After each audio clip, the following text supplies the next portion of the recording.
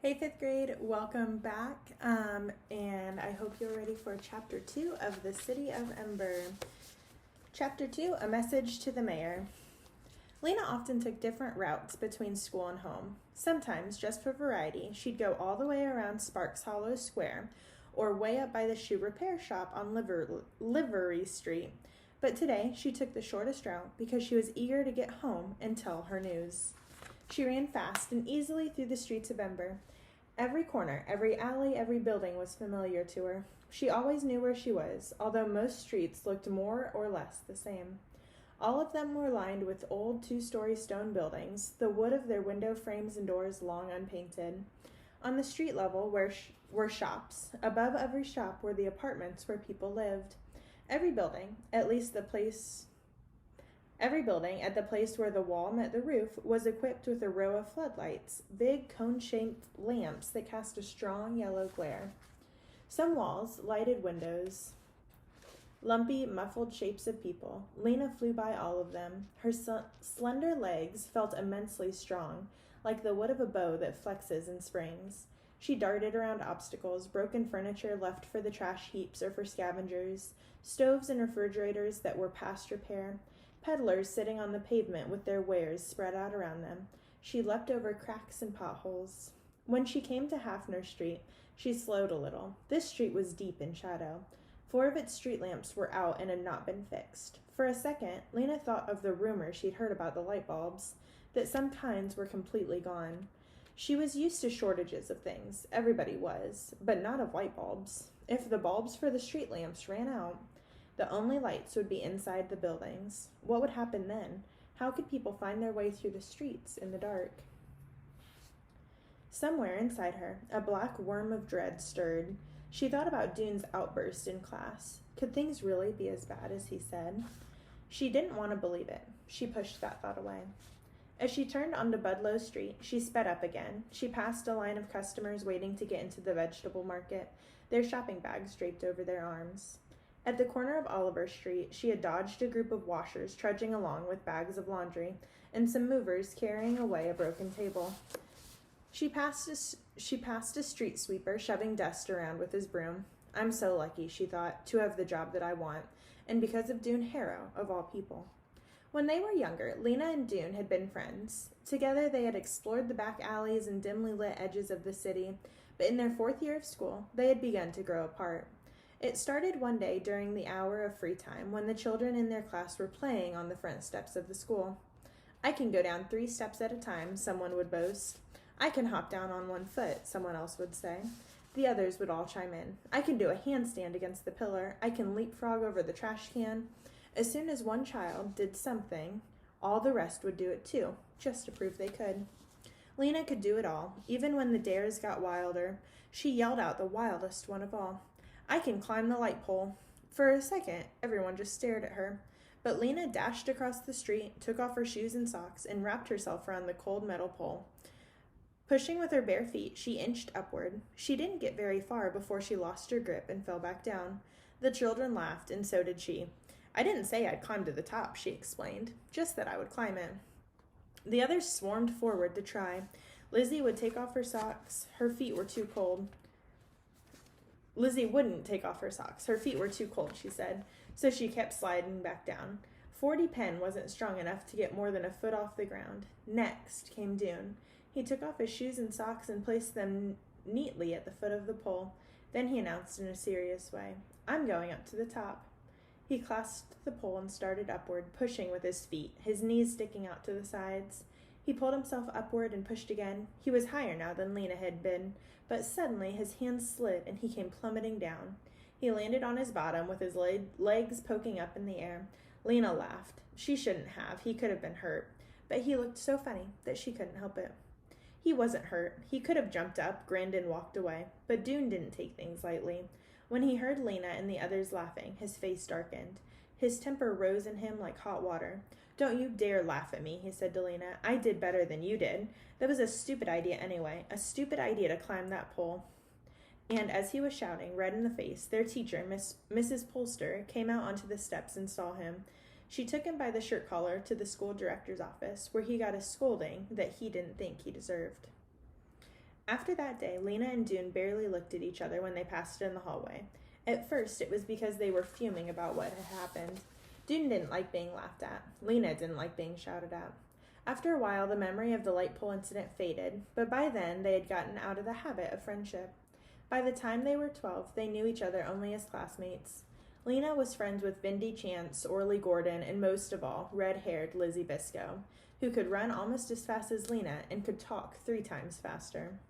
Now, as Lena sped toward home, she felt immensely grateful to Dune and hoped he'd come to no harm in the pipeworks. Maybe they'd be friends again. She'd like to ask him about the pipeworks. She was curious about it. When she got to Greystone Street, she passed Clary Lane, who was probably on her way to the greenhouse. Clary waved and called out to her, "What job?" And Lena called back, "Messenger," and ran on. Lena lived in Quilliam Square over the yarn shop run by her grandmother. When she got to the shop, she burst in the door and cried, "Granny, I'm a messenger." Granny's shop had once been a tidy place where each ball of yarn and spool of thread had its spot in the cubby holes that lined the walls. All the yarn and thread came from the old clothes that had gotten too shabby to be worn. Granny unraveled sweaters and picked apart dresses and jackets and pants. She wound the yarn into balls of thread and spools that people bought and used to make new clothes. These days, the shop was a mess. Long loops and strands of yarn dangled out of the cubby holes, and the browns and grays and purples were mixed in with the ochres and olive greens and dark blues. Granny's customers often had to spend half an hour unsnarling the rust red yarn from the mud brown, or trying to fish out the end of thread from a tangled wad. Granny wasn't much help. Most days she just dozed behind the counter in her rocking chair. That's where she was when Lena burst in with the news. Lena saw that Granny had forgotten to knot up her hair in that morning. It was standing out from her head in a wild white frizz. Granny stood up, looking puzzled. "You aren't a messenger, dear. You're a schoolgirl," she said. "But Granny, today was assignment day. I got my job, and I'm a messenger." Granny's eyes lit up, and she slapped her hand down on the counter. "I remember," she cried. "Messenger, that's a great job. You'll be good at it." Lena's little sister toddled out from behind the counter on unsteady legs. She had a round face and round brown eyes. At the top of her head was a sprig of brown hair tied up with a scrap of red yarn. She grabbed onto Lena's knees. Lena," she said. Lena bent over and took the child's hand. "Poppy, your big sister got a good job. Are you happy, Poppy? Are you proud of me?" Poppy said something that didn't sound like anything. Lena laughed, hoisted her up, and danced around her little shop. Lena loved her little sister so much that it was like an ache under her ribs. The baby and Granny were all the family she had now. 2 years ago, when the coughing sickness was raging through the city again, her father had died. Some months later, her mother, giving birth to Poppy, had died too. Lena missed her parents with an ache that was so strong that was as strong as what she felt for Poppy, only it was a hollow feeling instead of a full one. "When do you start?" asked Granny. "Tomorrow," said Lena. "I report to the messenger station at 8 o'clock. "You'll be a famous messenger," said Granny. "Fast and famous." Taking Poppy with her, Lena went out of the shop and climbed the stairs to their apartment. It was a small apartment, only 4 rooms, but there was enough stuff in it to fill 20. There were things that belonged to Lena's parents, her grandparents, and even their grandparents. Old, broken, cracked, threadbare things that had been patched and repaired dozens of times. People in Ember rarely threw things away. They made the best possible use out of what they had. In Lena's apartment, layers of worn rugs, carpets covered the floor, making it a soft but uneven underfoot. Against one wall squatted a sagging couch with round wooden balls for legs, and on the couch were blankets and pillows, so many that you had to toss some on the floor before you could even sit down. Against the opposite wall stood 2 wobbly tables that held a cluster of plates and bottles, cups and bowls, unmatching forks and spoons, little piles of scrap paper, bits of string wound up into untidy wads, and a few stubby pencils. There were 4 lamps, 2 tall ones that stood on the floor and 2 short ones that stood on tables, and in uneven lines up near the ceiling were hooks that held coats and shawls and nightgowns and sweaters, shelves that held pots and pans, jars with unreadable labels, and boxes of buttons and pins and tacks. There were no shelves. The walls had been decorated with things of beauty. A label from a can of peaches, a few dried yellow squash flowers, a strip of faded but pretty purple cloth. There were drawings, too. Lena had done the drawings out of her imagination.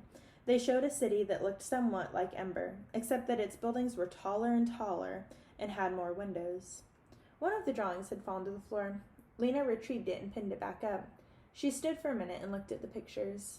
Over and over she'd drawn the same city. Sometimes she drew it from afar. Sometimes she chose one of its buildings and drew it in detail. She put in stairways and street lamps and carts. Sometimes she tried to draw the people who lived in the city, though she wasn't good at drawing people. Their heads always came out too small and their hands looked like spiders. One picture showed a scene where the people of the city greeted her when she arrived. The first person they had ever seen to come from elsewhere. They argued with each other about who should be the first to invite her home.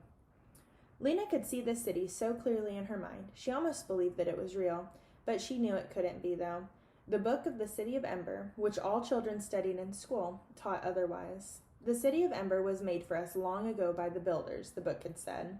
It's the only light in the dark world. Beyond Ember, the darkness goes on forever in all directions. Lena had been on the outer border of Ember. She had stood on the dark edge of the trash heaps and gazed into the darkness beyond the city, the unknown regions. No one had ever gone far into the unknown regions. At least, no one had gone far and returned. And no one had ever arrived in Ember from the unknown regions either. As far as anyone knew, the darkness did go on forever. Still, Lena wanted the other city to exist. In her imagination, it was so beautiful. It seemed so real. Sometimes she longed to go there and take everyone in Ember with her. But she wasn't thinking about the other city now. Today, she was happy to be right where she was. She set Poppy on the couch. "Wait there," she said. She went into the kitchen, where there was an electric stove and a refrigerator that no longer worked and was used to store glasses and dishes so Poppy couldn't get to them. Above the refrigerator were shelves holding more pots and jars, more spoons and knives, a wind-up clock that Granny always forgot to wind, and a long row of cans. Lena tried to keep the cans in alphabetical order so she could find what she wanted quickly, but Granny always messed them up. Now she saw there were beans at the end of the row and tomatoes at the beginning. She picked out a can labeled baby drink and a jar of boiled carrots, opened them, poured the liquid into a cup and the carrots into a dish, and took these back to the baby on the couch. Poppy dribbled baby drink down her chin. She ate some of the carrots and poked others between the couch cushions. For a moment, Lena was almost perfectly happy. There was no need to think about the fate of the city right now. Tomorrow, she would be a messenger. She wiped the orange goop off Poppy's chin. "Don't worry," she said. "Everything will be all right."